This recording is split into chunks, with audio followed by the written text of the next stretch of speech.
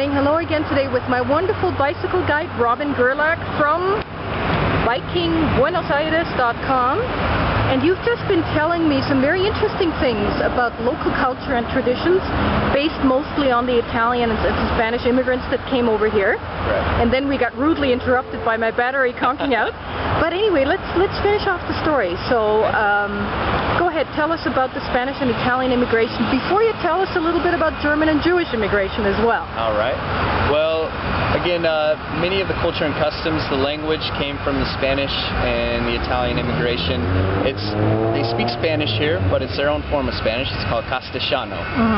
And the double L's and the Y's, if any of you have ever learned Spanish, usually have a U sound. Here it's a sh sound. Exactly. So here is a calle instead of a calle.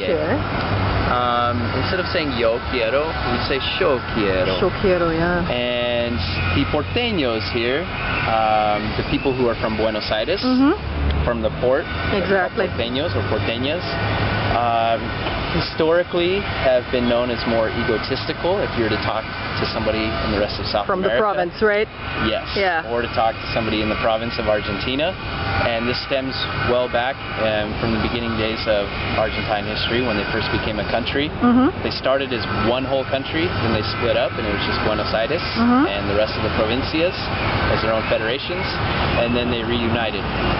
But there's some division in their outlook on life, and well, the food comes from Italy. If you'll notice, there's a lot of pizza and pastries, empanadas, and pasta. And pasta, absolutely. Here in Buenos Aires, you'll notice a lot of cafeterias where you can buy cafe on almost any corner. It's very Italian. If you're to go anywhere in the provincias of Argentina, you might not find as much cafe, but you'll find a drink called yerba mate, which again we'll have here in a little bit.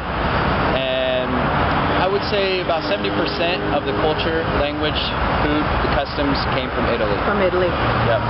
And again, what we were talking about in the mid-1900s was the interesting dynamic of during World War II. Juan Perón, president at the time here in Argentina, essentially opened the borders to all Europeans, Germans, Jews.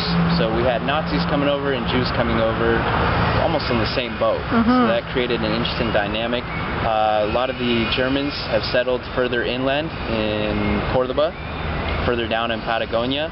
If you're to head down to Patagonia, you will almost feel that you're not in South America anymore. Right. You might feel that you're in some European settlements. There are some Welsh settlements further down there, as well as some British settlements, and so it's an interesting dynamic in the rest of the country, whereas here in Buenos Aires, porteños are more Italian and Spanish. Okay, cool. All right. Thank you very much for the cultural introduction. Let me give the website once again if people want more information about you and your company. Okay. www.BikingBuenosAires.com. And now we're going to head on to our next stop. Where's that?